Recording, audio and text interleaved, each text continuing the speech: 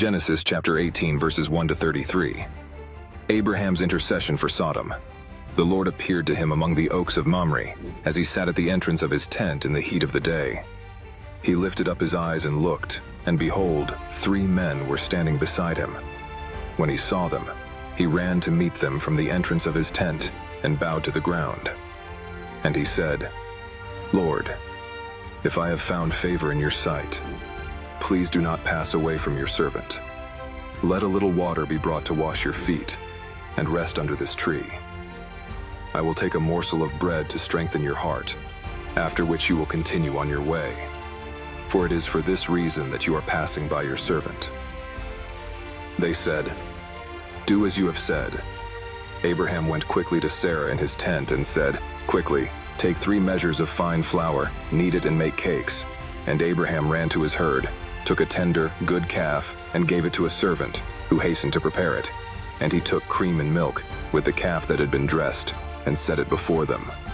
He himself stood beside them under the tree, and they ate. Then they said to him, "Where is Sarah your wife?" He answered, "She's here, in the tent." And one of them said, "I will come back to you at the same time. And behold, Sarah your wife will have a son." Sarah listened at the entrance to the tent, which was behind him.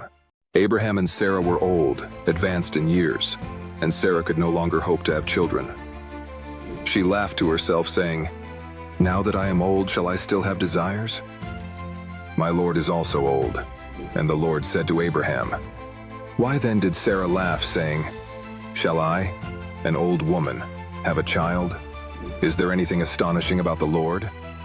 At the appointed time I will return to you, at this time, and Sarah will have a son." Sarah lied, saying, "I did not laugh," for she was afraid. But he said, "On the contrary, you laughed."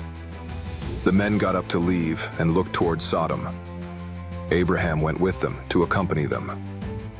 Then the Lord said, "Shall I hide from Abraham what I'm about to do?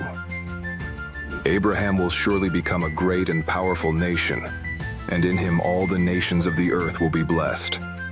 For I have chosen him, that he may command his sons and his house after him, to keep the way of the Lord, to do justice and righteousness, and that the Lord may fulfill his promises to Abraham." And the Lord said, "The cry against Sodom and Gomorrah has increased, and their sin is great.